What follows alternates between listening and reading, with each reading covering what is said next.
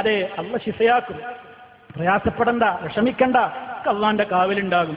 എന്നിട്ട് നമ്മൾ ശരീരത്തിൽ കൈവെക്കാവുന്ന ആണുങ്ങൾ, പെണ്ണുങ്ങൾ കൈവച്ച് രോഗിക്ക് വേണ്ടി ദുആ നടത്തും. അതാ മന്ത്രം. രോഗിക്ക് വേണ്ടി ശരീരത്തിൽ കൈവച്ച് മന്ത്രിക്ക. റുഖിയ എന്ന് പറഞ്ഞ് കളിയാക്കണ്ട. റുഖിയത്തു ശർഇയ്യ എന്ന് പറഞ്ഞാൽ എന്താ? ഇസ്ലാം അനുവദിച്ച മന്ത്രങ്ങൾ. ഇസ്ലാം അനുവദിച്ച മന്ത്രങ്ങൾ.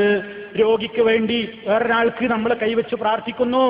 അയാൾക്ക് ചൊല്ലാൻ അറിയില്ലേ, അയാൾക്ക് വേണ്ടി നമ്മൾ ചൊല്ലുന്നു. നമ്മുടെ കുട്ടികൾക്ക് വേണ്ടി നമ്മൾ പ്രാർത്ഥിക്കുന്നു.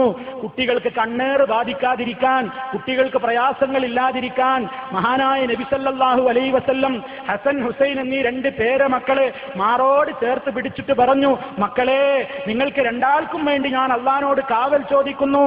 ഏതുപോലെ നമ്മുടെ ഉപ്പ ഇബ്രാഹിം അലൈഹിസ്സലാം ഇസ്മായിൽ നബി അലൈഹിസ്സലാമിനും ഇസ്ഹാഖ് നബി അലൈഹിസ്സലാമിനും ഒക്കെ വേണ്ടി കാവൽ ചോദിച്ചൊരു പ്രാർത്ഥന ഉണ്ട്. എന്താണ്? ഉഈദുകുമാ ബികലിമാത്തില്ലാഹി തമ്മ മിൻ കുല്ലി ഹമ്മ വമിൻ കുല്ലി ഐനിൻ ലാമ്മ. ആ രൂപത്തിലുള്ള ഒരു പ്രാർത്ഥന. ഉഈദുകുമാ ബികലിമാത്തില്ലാഹി തമ്മ മിൻ കുല്ലി ശൈത്താനിൻ വഹാമ്മ വമിൻ കുല്ലി ഐനിൻ ലാമ്മ. എല്ലാ ശൈത്താനിയത്തിൽ നിന്നും, എല്ലാ ആക്ഷേപകാരിയായ കണ്ണിൽ നിന്നും, ആ നിലക്കുള്ള ഉപദ്രവങ്ങളിൽ നിന്നും അങ്ങനെ അള്ളാഹുവിനോട് കാവൽ ചോദിക്കാനാ പറഞ്ഞു. അപ്പൊ കണ്ണേറ് കെട്ടോ, ആ ഹദീസ് ഉണ്ടെങ്കിൽ അത് ഞങ്ങൾ സ്വീകരിക്കൂല.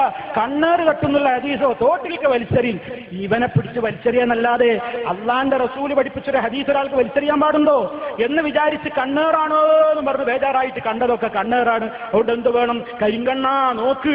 വീട് കിട്ടുമ്പോ അവിടെ വെക്കുക, കരിങ്കണ്ണാ നോക്ക്. ഒരു കോലം നാട്ടുക പച്ചക്കറി തോട്ടത്തിൽ, ഇങ്ങനെ ഒരു സാരിയും ജാക്കറ്റൊക്കെ കൊടുപ്പിച്ചൊരു പെണ്ണിന്റെ കോലം, എന്നിട്ട് അതിലൊരു തല കമഴ്ത്തി വെച്ച് അതിന് ചുണ്ണാമ്പ് കൊണ്ട് കണ്ണും മൂക്കൊക്കെ വരച്ചു വെച്ച് കരിങ്കണ്ണാ നോക്ക്.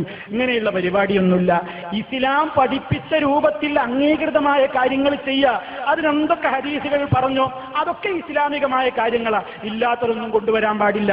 അങ്ങനെ ഇസ്ലാം നിശ്ചയിച്ചിട്ടുള്ളതാണ് അങ്ങനെയുള്ള മന്ത്രങ്ങൾ. നമുക്കതാ രാത്രി ഉറങ്ങാൻ കിടക്കുമ്പോ സൂറത്തുൽ ഇഖ്ലാസ്, മുഅവ്വദത്തൈനൊക്കെ നമ്മൾ ഓതുന്നില്ലേ? കൈകൊണ്ട്